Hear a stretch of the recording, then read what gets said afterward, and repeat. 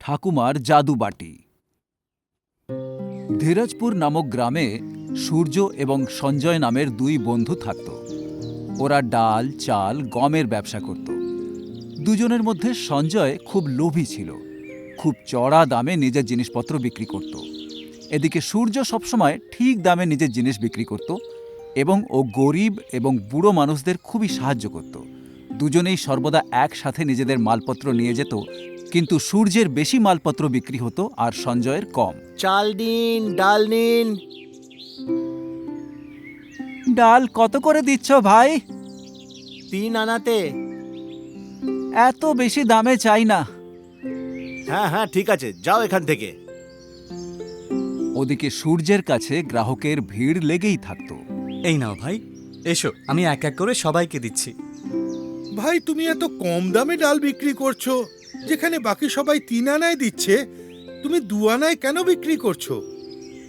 ভাই, আমিও যদি চড়া দামে শস্য বিক্রি করি তাহলে তোমরাও আমার থেকে জিনিস নেবে না। আমি তো বিক্রি করার জন্যই বেরিয়েছি, তাই যততে বিক্রি হয় তততেই বেচে দিই। আরে সুরজ, আমাদের দুজনের জিনিস তো একই রকম, তবুও তোমার সব বিক্রি হয়ে যায় আর আমার থেকেই যায়। সঞ্জয় দা, তুমি তোমার জিনিস খুব চড়া দামে বিক্রি করো। এত চড়া দামে বিক্রি করলে সব শস্য কি করে বিক্রি করবে?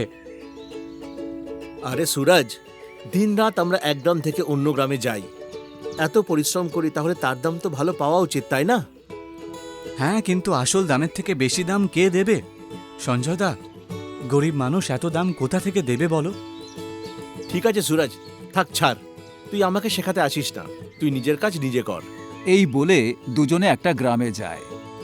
সেই গ্রামে গিয়ে তারা দুজনে ওই গ্রামের দুদিকে গিয়ে শস্য বেচার চেষ্টা করতে থাকে। চাল নাও, ডাল নাও, গম নাও, গ্রামবাসীরা শুধুমাত্র তোমাদের জন্য এনেছি। এইভাবে বলতে বলতে সঞ্জয় জোরে জোরে হাঁক পাড়তে থাকে। ওর ডাক শুনে দূরে দাঁড়িয়ে থাকা এক ঠাকুমা ঘরের ভেতরে গিয়ে ওনার স্বামীকে বললেন, এই যে শুনছো, বাইরে শস্য বিক্রি করতে এসেছে। আমাদের ঘরে সব শস্য ফুরিয়ে গেছে। অল্প করে শস্য নিয়ে নাও, না হলে কাল আমাদের ঘরে খাবার জন্য কিছুই থাকবে না। আরে গিন্নি, তুমি ঠিকই বলেছ, কিন্তু আমাদের কাছে যে টাকা ছিল তা সব শেষ হয়ে গেছে। ও আমাদের কিসের বদলে শস্য দেবে আমি তো কিছুই বুঝতে পারছি না। কাল থেকে আমরা দুজন খাবো কি? শোনো, আমাদের বাড়িতে না তোমার বাবার দেওয়া এক পুরনো বাটি আছে, হয়তো ওটার বদলে কিছু শস্য পাওয়া যেতে পারে। এই পুরনো বাটি দিয়ে আমরা কি বা পাবো? দেখি যদি কিছু শস্য পাওয়া যায়। ততদিনে আমাদের ছেলেও শহর থেকে চলে আসবে, ততদিন চালিয়ে নেওয়ার মতো শস্য যদি পাওয়া যায় তাহলেই চলবে। ঠিক আছে, চলো ওর সাথে কথা বলে দেখি। ঠাকুরদা ওদের বাড়ির সামনে দিয়ে যখন সঞ্জয় যাচ্ছিল তখন ওকে ডেকে বলল, আচ্ছা বাবা, এই শস্য কত করে দিচ্ছ? 5 আনায় 1 সের দিচ্ছি ঠাকুরদা। দেখো বাবা, শস্য কেনার মতো টাকা আমাদের কাছে নেই, কিন্তু একটা পুরনো বাটি আছে আমাদের কাছে। তুমি এই বাটিটার বদলে আমাদের কিছু শস্য দিতে পারো, খুব উপকার হয় তাহলে। সঞ্জয় সেই পুরনো বাটিটা ভালো করে দেখে বলল, বলছি ঠাকুরদা, এই বাটিটার বদলে 1 মুঠো শস্য দেওয়া যাবে না? কত ময়লা আর পুরনো বাটি, এটা আমার কোনো কাজে লাগবে না। তাও একবার আমি বাটিটা দেখতে চাই। সঞ্জয় বাটিটা নিয়ে আরেকটু ঘষে দেখে আর ও বুঝতে পারে যে বাটিটা আসলে সোনার বাটি। তখন ওর মনে লোভ হয়। ও ভাবে এতে ও অনেক ধনী হয়ে যাবে, আর যদি এই বাটিটা বিনামূল্যে পেতে পারে তাহলে বেকার শস্য কেন দিতে যাবে? আরে না না, এটা একদম বেকার আর জংধরা বাটি, এর বদলে কোনো রকম শস্য দিতে পারবো না, এটা আমার কোনো কাজেই লাগবে না। এমনটা বলে ও বাটিটা ঠাকুমার সামনে ফেলে দেয় আর ওখান থেকে চলে যায়। অসহায় ঠাকুরদা আর ঠাকুমা ওখানেই নিরাশ হয়ে ঘরের সামনে বসে পড়ে। কিছুক্ষণ পর সূর্য ওখান থেকে শস্যের বস্তা নিয়ে যেতে থাকে। সূর্যের নজর অসহায় ঠাকুরদা আর ঠাকুমার ওপর পড়ে, আর ও ওদের কাছে গিয়ে বলে, কি হয়েছে ঠাকুমা? তোমরা এমন করে কেন বসে আছো? কোনো অসুবিধা থাকলে তোমরা আমাকে বলতে পারো। আমি কিছু সাহায্য করতে পারলে নিশ্চয়ই করব। বাবা, তোমাকে দেখে ভালো মানুষ মনে হচ্ছে। আমাদের ঘরে সব শস্য শেষ হয়ে গেছে এবং টাকাও শেষ হয়ে গেছে। এখন যতক্ষণ আমাদের ছেলে শহর থেকে ফেরত না আসে, ততদিন আমাদের কি করে দিন কাটবে আমরা এটাই ভাবছি। চিন্তা করো না ঠাকুমা, আমি তোমাকে শস্য দিয়ে দিচ্ছি। বলো কতটা লাগবে তোমার? না না বাবা, আমাদের বিনামূল্যে শস্য চাই না। আমাদের কাছে একটা পুরনো বাটি আছে, তুমি সেটার বদলে কিছু শস্য দিতে পারবে? আচ্ছা ঠিক আছে, যেমন তোমার ঠিক মনে হয়। আমি কিনে নেব ওই বাটিটাকে। ঠাকুমা পুরনো বাটিটা সূর্যকে দিলেন। সূর্য এমনিও ওদের সাহায্য করতে চাইছিল, তাও সূর্য ঠাকুমার কথা রাখার জন্য বাটিটা হাতে নিয়ে ঘষে দেখল। সূর্য বুঝতে পারল যে বাটিটা সোনার তৈরি। এ কি ঠাকুমা, এ তো দেখছি সোনার বাটি, কিন্তু এটা কেনার মতো আমার কাছে তো অত টাকা নেই। কিন্তু কিছুক্ষণ আগে একজন লোক এই বাটিটাকে বেকার বলে ফেলে চলে গেল, কিন্তু তুমি তো বিনামূল্যে শস্য দিতে রাজি হয়ে গেছিলে। তুমি খুব ভালো লোক, তোমার যা ঠিক মনে হয় তুমি তাই দাও। ঠাকুমা, এই সব শস্য আর আমার কাছে যত টাকা আছে সব তুমি রেখে দাও। আমি শুধু বাড়ি যাওয়ার জন্য কিছু টাকা নিজের কাছে রাখি। এই বলে সূর্য ওর কাছে যত শস্য আর টাকা ছিল সব ওদের দিয়ে দেয়, আর অল্প কিছু টাকা নিজের কাছে রেখে বাড়ির দিকে রওনা দেয়।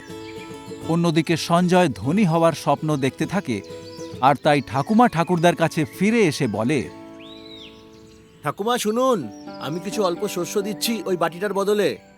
কোথায় ওই বাটিটা? নিয়েছো? বাবা, যে বাটিটা তুমি বেকার বলে ফেলে দিয়েছিলে ওটা সোনার বাটি ছিল। একজন ওই বাটিটা ভালো দাম দিয়ে আমাদের থেকে কিনে নিল। ওদিকে সূর্য ওই বাটিটা নিয়ে শহরে বেচতে গেল। ওটা বেচে অনেক টাকা নিয়ে এলো, যা দিয়ে ও সবার প্রথমে একটা দোকান কিনল আর হোলসেল বাজার থেকে শস্য এনে বেচতে শুরু করলো। তারপর সূর্য সঞ্জয়কে ঠাকুমা ঠাকুরদার কথা বলল। সঞ্জয়ের নিজের উপর খুব রাগ হচ্ছিল যে নিজের বেইমানির জন্য ওর কত বড় ক্ষতি হয়ে গেছে। সঞ্জয় ওখান থেকে চলে যায়। সূর্য ওর দোকানের কাজে ব্যস্ত হয়ে পড়ে। কিছুদিন পর সূর্য ঠাকুরদা ঠাকুমার সাথে দেখা করতে যায়। ঠাকুমা, ও ঠাকুমা! কে বাইরে? দাঁড়াও, আসছি। আরে বাবা, তুমি? হ্যাঁ ঠাকুমা, আমি তোমাদের সাথে দেখা করতে এসেছি আর এই শস্যগুলোও দিতে এসেছি। কিন্তু বাবা। না ঠাকুমা, আমার টাকা চাই না এই শস্যের বদলে, এটা আমি তোমাকে এমনিই দিতে এসেছি। বাবা, তুমি যে শস্যের টাকা দিয়ে গেছিলে সেটাতে আমাদের এখনো ভালো চলে যাচ্ছে, আর শস্যের দরকার নেই এখন। ঠাকুমা, তোমার ওই সোনার বাটির বদলে এই অল্প শস্য কিছুই না। আমি আমার নতুন দোকান খুলেছি, বড় বাড়ি নিয়েছি, গাড়ি নিয়েছি। এই সব কিছু তো তোমার জন্যই হয়েছে। আমি যতদিন বেঁচে থাকবো ততদিন তোমাকে প্রতি মাসে শস্য দিতে থাকবো। এছাড়াও তোমার আর যা কিছু লাগবে আমি নিশ্চয়ই তোমায় সাহায্য করব। খুব ভালো থেকো বাবা, তুমি আমাদের অনেক সাহায্য করেছো। ভগবান যেন তোমাকে ভালো রাখেন। এদিকে গ্রামে সূর্যের মান সম্মান অনেক গুণ বেড়ে যায়। ওর মতো ভালো মনের ব্যবসায়ী পেয়ে গ্রামবাসীও খুব খুশি ছিল। অনেক লোক ওর কাছ থেকে ধারে শস্য নিয়ে যায়, যার তাগাদা ও কখনো করত না। টাকা কম হোক বা বেশি, ও সব সময় সবাইকে শস্য দিত। একবার কিছু গ্রামবাসী সূর্যের সাথে দেখা করতে ওর দোকানে আসে। কি হয়েছে? আপনারা সবাই একসাথে এখানে? দেখো বাবা, আমরা সব গ্রামবাসীরা ভেবেছি এইবার আমাদের গ্রামের প্রধান তোমাকেই বানানো হোক। আরে না কাকা, আমি আর প্রধানের দায়িত্ব? আমি শুধু আমার দোকান ভালোভাবে চালাই, ওটাই যথেষ্ট। আসলে গ্রামের সবাই চায় যে প্রধান তুমিই হও।